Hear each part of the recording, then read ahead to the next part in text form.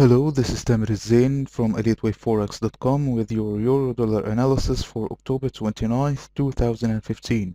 Last week we expected the Euro to start falling again, which was exactly what happened.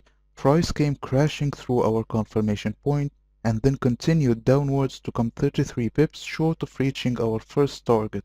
This price drop occurred in 5 waves, which strongly confirms our view that the downtrend is back in play. But as we know by now, every completed 5-wave sequence needs to be countered by a corrective move in the opposite direction, which is what we expect to see during this week. We're updating our accounts to reflect the most recent price action and to present tighter targets and invalidation points.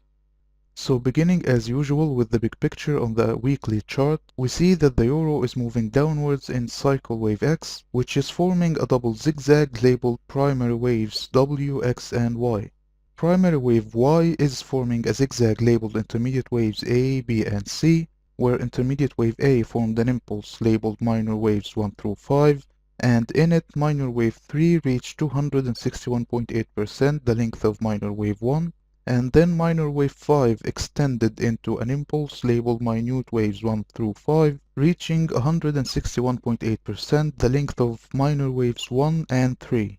After that, intermediate wave B formed a double zigzag labeled minor waves W, X and Y, retracing a little less than 38.2% of intermediate wave A. Now, intermediate wave C seems to be forming an impulse labeled minor waves 1 through 5, where minor wave 1 is complete and minor wave 2 retraced a little more than 61.8%, the length of minor wave 1, and it's most likely complete. This count expects the Euro to be moving towards the downside in minor wave 3, which will be confirmed by movement below 1.1087. At 1.0473, minor wave 3 would reach 161.8%, the length of minor wave 1, then at 0.9842 it would reach 261.8% of its length. This wave count is invalidated by movement above 1.1718, as minor wave 2 may not move beyond the start of minor wave 1. Now zooming into the daily chart, we can see that minor wave 2 formed a double combination labeled minute waves W, X and Y, each forming a zigzag labeled minute waves A, B and C. Now minor wave 3 must be forming an impulse labeled minute waves 1 through 5, and in it minute wave 1 has formed an impulse labeled minute waves 1 through 5 and it's most likely complete. This count expects the Euro to start moving towards the upside in minute wave 2, which will be confirmed by movement above 1.1096.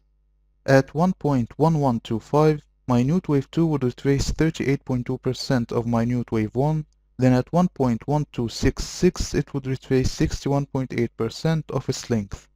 This wave count is invalidated by movement above 1.1495, as minute wave 2 may not move beyond the start of minute wave 1. That's all for our analysis for this week. I wish you profitable trading and see you next time.